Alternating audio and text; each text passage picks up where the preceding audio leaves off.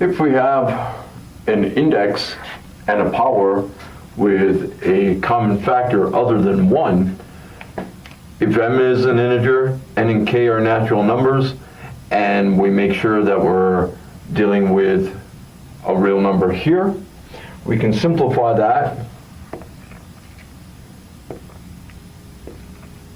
to the nth root of a to the m, provided that that also is a real number. And why is that true?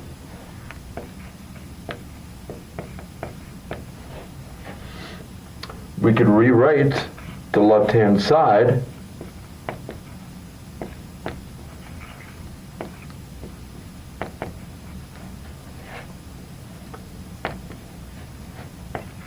using what we learned in section 7.2.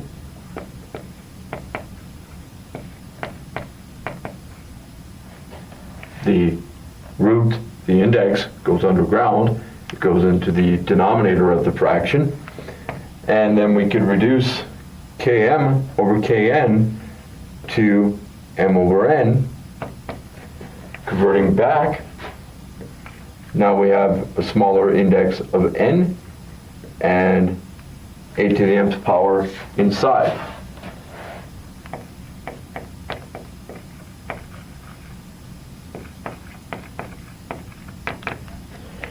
So if we have the fourth root of 9, although 9 is not a perfect fourth, it is a perfect square.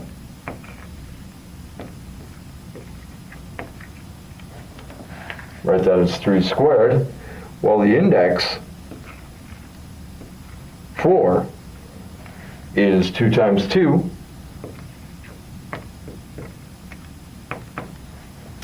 Our k here is the 2. So we can simplify that to the square roots of 3.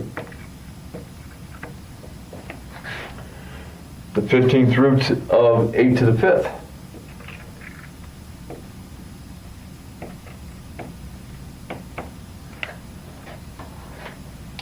Fifteen is 5 times 3.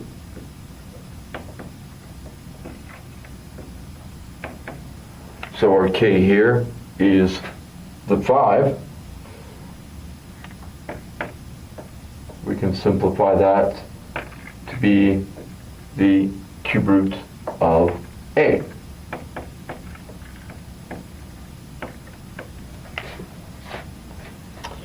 We have the 12th root of x to the 44th.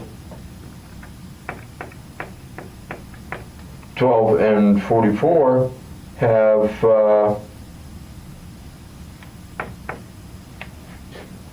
they have a common factor, but we're going to do something else first. The largest multiple of 12 that is close to and beneath 44, that's 36. We have to do x to the 36 times x to the 8th to get 44, x to the 44th. Now, if we apply the product rule, 12th root of x to the 36 times the 12th root of x to the 8th, well, we're going to get x cubed. Remember, we could write that as x to the 36 over 12, and then reduce x cubed. On the other hand,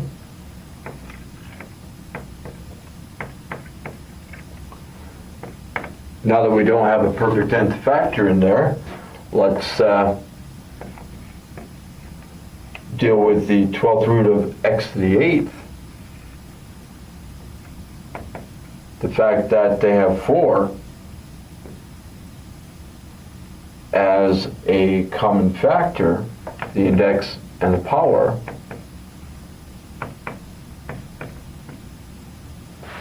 that's going to leave us with x cubed times the cube root of x squared, because in this case our k is the 4.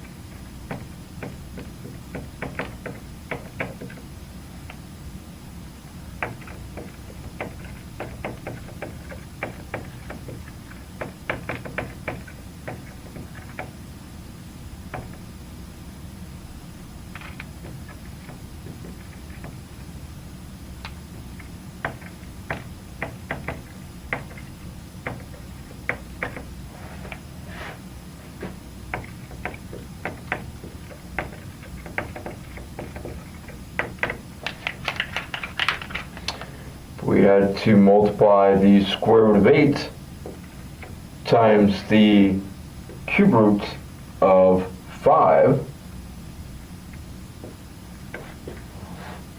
The product rule doesn't apply because we have different indices, 2 and 3 respectively. However, 2 and 3 have a least common multiple of 6, so I'm going to triple the index on the square root, and the power, it was 8 to the first, I've tripled that to be 8 cubed. For the cube root of 5, double the index and double the power of 5.